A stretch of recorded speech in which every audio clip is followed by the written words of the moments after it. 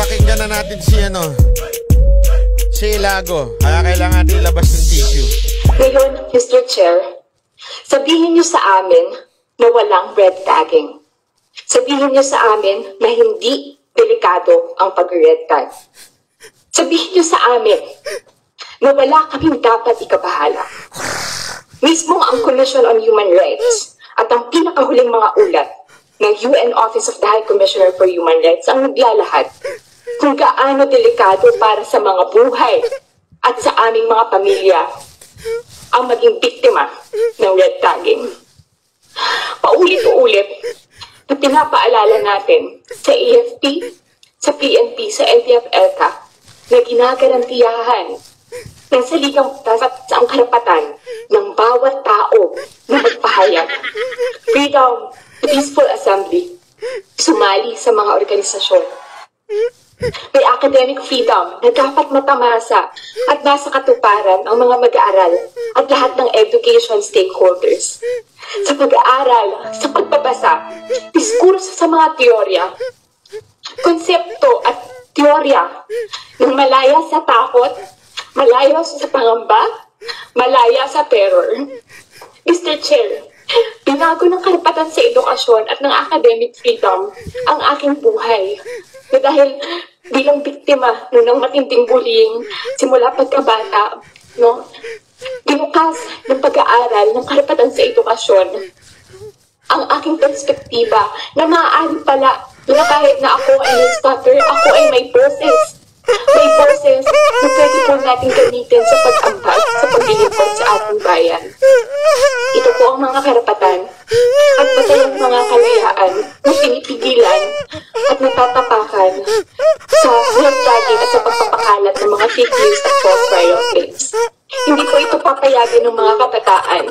Mr. Chair, Senate President, sa lahat ng narito, kailangan may managot. Tapos na. Pautot nito masyado. Kakainis.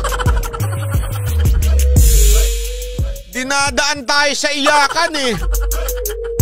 Akala ko si Chris Aquino na ang pinakaiyaking. Meron pa palang iba. Si Ilago masyado kate. Atapang-atao ka pag nasa karsada ka nang sisisigaw ka dyan tapos iiyak-iyak ka.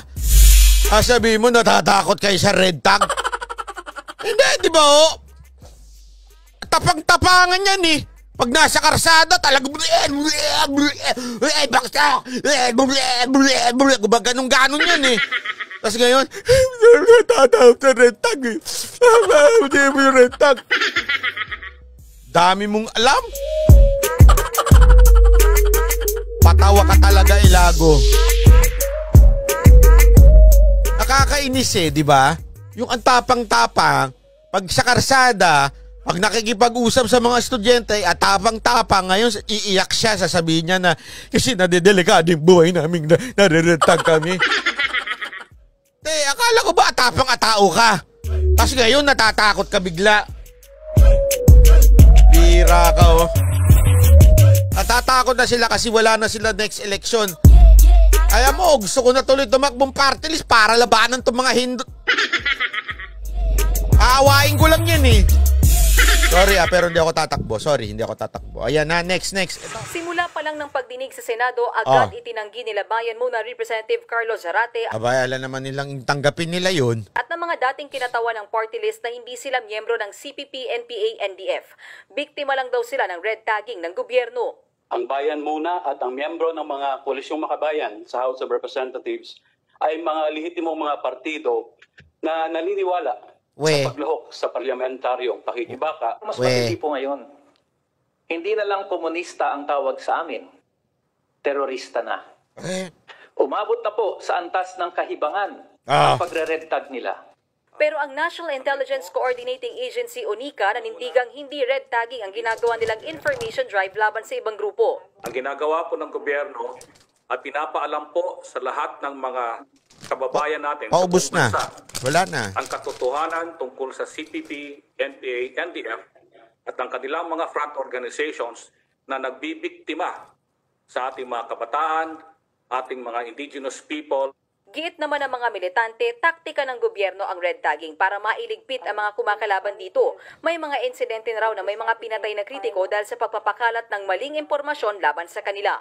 Si Kabataan Party List Representative Sara Ilago umalma sa pagpapakalat daw ng militar at pulis ng fake news laban sa kanya. Sabihin niyo sa amin na Yakpa! walang red tagging. Sabihin Arty-arty mo magsalita dyan! Mahis ka nga! niyo sa amin na hindi delikado ang pag-red tag. Sabihin niyo sa amin Sabi mo sa amin. na wala kaming dapat ikabahala. Sabi mo sa Mismo ang Commission on Human Rights at ang pinakahuling mga ulat ng UN Office of the High Commissioner for Human Rights ang naglalahad kung gaano delikado para sa mga buhay at sa aming mga pamilya ang maging biktima ng red tagging. Pero humarap sa pagdinig ang isang dating miyembro ng guerrilla front ng NPA na si Joy James Sagino. Dala niya ang litratong patunay raw na konektado si Ilago sa NPA.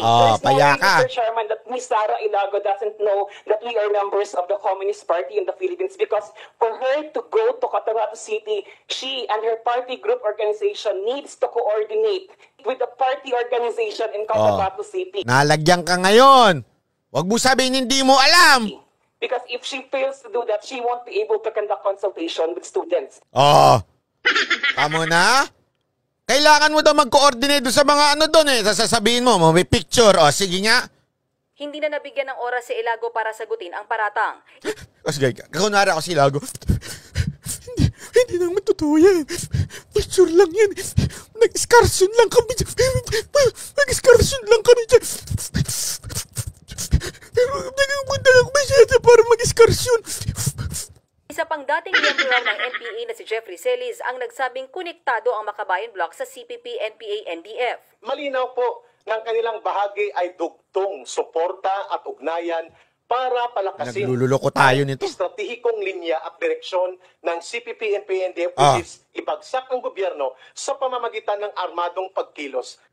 Pero para sa Makabayan Bloc, walang bigat ang kwento ni Celis dahil wala naman daw itong ipinresentang ebidensya. Dati rin daw itong bahagi ng drug list ng gobyerno. Pero ang tanong naman sa mga militanteng grupo, bakit hindi nila kinukundina ang NPA? Patay sila ng mga taong gobyerno. They are conducting or committing an illegal act. But we do not judge them to be enemies. I cannot reconcile. Nagbabalita mula sa Frontline, Mean Los Baños, News 5.